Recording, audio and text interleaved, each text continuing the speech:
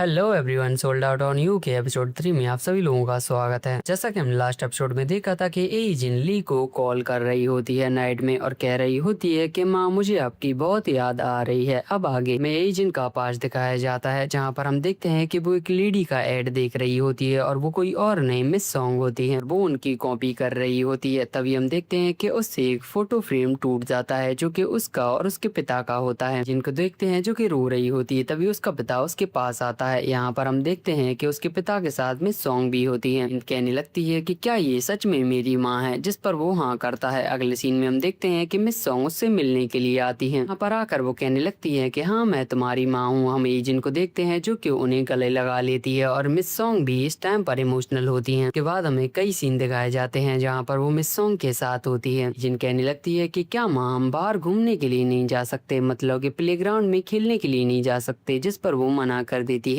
कहने लगती है कि मुझे बहुत ज्यादा काम है इसलिए मैं तुम्हारे साथ पार्क में खेलने के लिए नहीं जा सकती, लेकिन वो अपना नंबर उसे दे देती है। यहाँ पर वो उसको प्रॉमिस भी करती है कि वो हर संडे को उससे बातें करेगी। के बाद हम ये जिनको देखते हैं जो कि हर संडे अपनी माँ मतलब कि मिस सॉन्ग को कॉल करती है। जिन बड़ी होती जाती है और वो अपनी माँ को हर संडे कॉल करती है। हम देखते हैं कि उसकी माँ कभी कभी बिजी भी होती है और जल्दी कॉल को कट कर देती है। ये जिन बड़ी हो चुकी होती है और एक दिन वो अपनी माँ को कॉल कर रही होती है जो कि उसका कॉल नहीं उठाता। तभी उसे पता चलता है कि उसकी माँ का एक्सीडेंट हो चुका है, क्योंकि उसकी माँ मतलब कि मिस सॉन्ग बहुत ज्यादा फेमस है, इसलिए सब कुछ पता चल चुका होता है उसको। यहाँ पर वो हॉस्पिटल में आती है और बहुत सारी मीडिया होती है। तभी वो अपनी माँ कहकर चिल्लाती है और सभी लोग उसकी तरफ देखने लगते हैं। मिस सॉन्ग को देखते हैं जो कि एजिन की तरफ देखती है और कहने लगती है कि सभी लोगों को बाहर निकालो, और उसके गार्ड्स उन सभी लोगों को बाहर निकालने लगते हैं। के बाद हम एजिन को घर पे देखते हैं जहाँ पर वो रो रही होती है और अपनी माँ को सॉरी कह रही होती है। कहती है कि आप एक बार बस मेरा कॉल उठा लो। प्रेसिडेंट में आ जाते हैं जहाँ पर हम एजेंट को देखते हैं जो कि ली को कॉल कर रही होती है। जिन कहने लगता है कि तुमने रॉन्ग नंबर पे कॉल कर दिया है और वो कॉल को काट देता है, लेकिन थोड़ी देर बाद वो फिर उसको कॉल करती है। ऐसा करते करते उसको सुबह हो जाती है। हम देखते हैं कि वो सुबह उठता है और उसकी नींद पूरी नहीं हुई होती। यहाँ पर वो अपने साथ एक बैग भी लेके जाता है। तभी हमें एक लड़की को दिखाया जाता है, इसका नाम जिनेई होता है जो कि इस शॉप की मालकिन है, जो कि बाहर आ जाती है और इन ओल्ड लेडीज से बातें करने लगती है। और उसका नेचर देख के ऐसा लग रहा होता है कि वो बहुत अच्छी है। ये उसकी छोटी बहन मतलब कि शोमी वहाँ पर आ जाती है और वो उसको अंदर ले जाती है, जहाँ पर वो उसको एक नया मास्क ला कर देती है और कहने लगती है कि ये ज्यादा सॉफ्ट है। उसकी बहन को देखते हैं, उसके फेस पर ये स्कार्स होते हैं और वो मास्क को लगाकर बाहर जाती है। वो इस बॉक्स को देखती है जिसमें कि हेडफोन्स होते हैं। उसकी बहन कहने लगती है कि तुमने जरूर मैच्योरी से ये सब लाने के लिए कहा होगा। बाद वो उस गिफ्ट को लेकर अंदर चली जाती है। हम उसकी बड़ी बहन को देखते हैं जो कि रेडी होकर निकल जाती है कुछ सामान लेके। यूमी भी रेडी हो जाती है और इस लेडी के साथ निकल जाती है। से निकलने से पहले वहाँ पर ली आ जाता है जो कि इस मुर्गे को लेकर आ रहा होता है। जिन कहने लगती है कि मैंने तुमसे कहा था ना कि ये तुम्हारे घर में गया है, लेकिन तुम मान ही नहीं रहे थे। पर जिन उसको पैसे देता है उसकी कार डैमेज के लिए, जिस पर वो कहने लगती है कि मुझे सॉरी सुनना था ना कि तुम्हारे पैसे, जिस पर वो कहने लगता है कि तुम्हें तुम्हारे पैसे मिल चुके हैं। देखते हैं कि एजिन और ये लेडी बाहर आती हैं और वो देखती हैं कि ली का जो ट्रैक्टर है वो पूरी तरीके से भरा हुआ होता है, जिसकी वजह से वो ओल्ड लेडी एजिन को ली के पास बैठा देती है, मतलब कि उसके बगल से। कहती है कि तुम दोनों बहुत ज्यादा अच्छे लग रहे हो साथ में, और कहती है कि क्या तुम्हारा कोई बॉयफ्रेंड है। पर उन दोनों का रिएक्शन कुछ ऐसा होता है। हम ली को देखते हैं जो उससे कहता है कि तुम अपने पैरों को ऊपर कर लो। में वो जा रहे होते हैं। तभी हम देखते हैं कि एजिन को ये मधुमक्खी दिखती है, जिसकी वजह से वो ली से चिपक जाती है। जो ओल्ड लेडी होती है वो उन्हें देख रही होती है। हम देखते हैं कि ली कहने लगता है कि पूरे रास्ते ऐसे ही मधुमक्खी मिलने वाली है। पर हम ली को देखते हैं जो कि कल जो कुछ भी हुआ उसके लिए उससे माफी मांगने लगता है। टाइम पर हम जिनेई को देखते हैं जो कि खुश होती है और कुछ सामान लेकर आ रही होती है। तभी वो ली को देखती है और उसके बगल से एजिन भी होती है, जिसे देखकर उसका मुंह तर जाता है और कहने लगती है कि ये यहाँ पर क्या कर रही है। बाद ली उन दोनों को बस स्टैंड पर छोड़ देता है। हम इस ओल्ड लेडी को देखते हैं जो कि बस में चढ़ती है और ड्राइवर के लिए खाना निकालती है। उससे कहती है कि तुमने खाना नहीं खाया होगा तो तुम ये खा सकते हो। उसके जाने के बाद हम देखते हैं कि ली भी निकल जाता है। सीन शिफ्ट होता है और हम पार्क को देखते हैं जो कि एक कैफे में बैठा हुआ होता है। यहाँ पर हम देखते हैं कि एक लड़की आती है जिसका नाम मून होता है। यहाँ पर आकर पार्क उससे फ्लर्ट करने लगता है। कहने लगता है कि जब हम मिले थे तब हम 8 साल के थे और अब हम 40 के हो चुके हैं। उसकी बातों से ऐसा लग रहा होता है कि वो इतने सालों से उसे प्यार करता है, मतलब कि पार्क मून को प्यार करता है। कहने लगता है कि मैं एक यूट्यूब वीडियो बनाना चाहता हूँ, क्या मैं वो तुम्हारे साथ बना सकता हूँ। जिस पर वो उसके सब्सक्राइबर पूछती है। बताता है कि उसके अभी 7 सब्सक्राइबर्स हैं। मून उससे कहने लगती है कि जब तुम्हारे 20 सब्सक्राइबर्स हो जाएंगे तो मैं तुम्हारे साथ वीडियो बनाने के लिए चलूंगी। बस मेरे पास भी ऐसी कोई होती भाई। कहने लगता है कि जब भी मेरे 20 सब्सक्राइबर हो जाएंगे तभी मैं तुम्हारे पास आऊंगा। और हम उसको वीडियो बनाते हुए देखते हैं जहाँ पर वो रास्ते में वीडियो बना रहा होता है। ये उसके सामने ली आ रहा होता है और वो उसकी वीडियो बनाने लगता है। इस टाइम पर हम देखते हैं कि ली नींद में होता है और वो उसमें सीधे ठोकने वाला होता है। वो जोर से उसका नाम चिल्लाता है जिसकी वजह से वो अपने ट्रैक्टर को रोक लेता है। अगले सीन में हम देखते हैं कि वो ड्राइव कर रहा होता है और ली पीछे बैठा हुआ होता है। बताता है कि आज रात वो ठीक से नहीं सोया है। जिस पर पार्क कहने लगता है कि आज का काम मैं देख लूंगा, तुम जाकर सो। देखते हैं कि ली अपने घर पर पहुंचता है जहां पर कंस्ट्रक्शन चल रहा होता है क्योंकि इस जगह पर मूव ऑन होता है। लोके मिस्टर पार्क होता है। फिर हम उन दोनों को घर में बैठे हुए देखते हैं जहाँ पर हम ली को देखते हैं जो कहने लगता है कि मैंने तुमसे कब कहा था ये सब करने के लिए, क्या पूरी जिंदगी यहीं पर रहने वाले हो? जिस पर वो कहता है कि हाँ ऐसा नहीं है, तुम हमेशा लैब में खुश रहते थे। मिस्टर पार्क यहाँ पर लैब का ही कंस्ट्रक्शन कर रहे होते हैं। यहाँ पर वो उनके ओल्ड फ्रेंड के बारे में बताने लगते हैं। कहने लगते हैं कि वो बैंकॉक में है और बहुत अच्छा बिजनेस कर रहा है, लेकिन तुम्हारा क्या क्या पूरी जिंदगी तुम यहीं पर निकालने वाले हो। बताता है कि इलोटे कंपनी के बहुत सारे कॉल्स आ रहे हैं और इस टाइम पर भी उसके पास कॉल आता है जिसे कि वो दिखाता है। कहने लगता है कि तुम उनको मना कर दो और हम देखते हैं कि ली वो खुद फोन ले लेता है और बात करता है। सीन में हम ली को देखते हैं जो कि उनसे मिलने के लिए जा रहा होता है। तभी कांग उसको रोक लेता है। कहने लगता है कि तुम ऐसे ही उनसे मिलने के लिए नहीं जाओगे। हम देखते हैं कि वो उसको सूट दिलाने के लिए आता है। यहाँ पर वो बार बार सूट चेंज कर रहा होता है और वो हर सूट में अच्छा लग रहा होता है। बाहर आ जाता है जहाँ पर हम देखते हैं कि कांग उससे कह देता है कि तुम ये कार लेके जाओ, तुम ऐसे ही टैक्सी से नहीं जा सकते। सीन में हम देखते हैं कि वो एरिक से मिलने के लिए पहुंच जाता है। यहाँ पर वो खुद का नाम बताता है और कहने लगता है कि मैं गुजुन्युक बायो का सीईओ हूँ। यहाँ पर वो अपना नाम ली है सियोक बताता है। एरिक को भी देखते हैं जो कि अपना नाम बताता है। उसके बाद वो दोनों बिजनेस की बातें करने लगते हैं। एरिक को देखते हैं जो कि अपना पूरा ट्राई करता है लेकिन ली फिर भी उसको मना कर देता है। कहने लगता है कि तुम लोगों ने पहले भी गलती कर दी है, क्योंकि उसका भरोसा पहले ही टूट चुका होता है जिसकी वजह से वो उनको मना कर देता है और वहाँ से जाने लगता है। आने से पहले एरिक उससे कहने लगता है कि तुम बहुत बड़ी गलती कर रहे हो क्योंकि हमारी कंपनी बहुत बड़ी है। ली के जाने के बाद वो खुद से कहने लगता है कि लास्ट लाइन बोलनी जरूरी थी क्या। उसके बाद एरिक एजेंट से मिलता है जहाँ पर वो बताता है कि उस कंपनी के 2 सीईओ हैं। का नाम कांग मूवॉन है और दूसरे का नाम ली हे सियोक है। ज्यादातर कंट्रोल उसी के पास रहता है, मतलब कि ली हे सियोक के पास के ज्यादातर फार्म में ही काम करता है। जिस पर वो पूछने लगती है कि वो कहाँ पे है। लगती है कि मैं वहीं पर बहुत दिन से घूम रही हूँ लेकिन मैं अभी भी उससे नहीं मिल पाई हूँ। मैं वहाँ के वर्कर से भी मिली हूँ जो कहते हैं कि वो बहुत ज्यादा खड़ूस है। लगती है तो सबसे पहले मुझे ली हे सियोक को कन्विंस करना पड़ेगा इसके लिए। देखते हैं कि एरिक पूरी कन्वर्सेशन में हंस रहा होता है। इन कहने लगती है कि हमें हमारा प्लान बी का यूज करना पड़ेगा। एरिक को देखते हैं जो कि उसकी तरफ अभी भी हंस रहा होता है और कहने लगता है कि क्या सच में मैं तुम्हें याद नहीं हूँ। इन उसको बताती है कि वो उसे याद है, उस दिन वो नहीं आ पाई इसलिए वो उसको कुछ बताना नहीं चाहती। इनके लिए वो सॉरी भी कहती है। यहाँ पर वो कहने लगता है कि छोड़ो कोई बात नहीं है, तुम मुझे बता सकती हो कि उस दिन तुम कहाँ बिजी थी। अभी हम काम पे फोकस कर सकते हैं। अगले सीन में हम एजेंट को अपने दोनों को वर्कर के साथ देखते हैं जहाँ पर वो इन दोनों का पता लगाने के लिए बैठे हुए होते हैं। का तो उन्हें पता चल चुका होता है कि मूव ऑन कौन है। दूसरे बंदे के बारे में उन्हें कोई भी इंफॉर्मेशन नहीं होती। यहाँ पर वो कहने लगता है कि एक यहाँ पे रहकर इस कंपनी को चलाता है और दूसरा फार्म को। एजेंट स्टोरिंग को देखती है, मतलब कि इस कैप को देखती है। सेम टाइम पर हम ली को देखते हैं जो कि एक घर के बाहर कुछ राइस को छोड़कर जाता है। वो अपार्टमेंट किसी और का नहीं इसी बस ड्राइवर का होता है जिसके पास कुछ पैसे भी नहीं थे। तभी वो उस आंटी के खोले हुए उस पैकेट को देखता है, मतलब इस पॉलिथीन को जहाँ उसने कहा था कि उसमें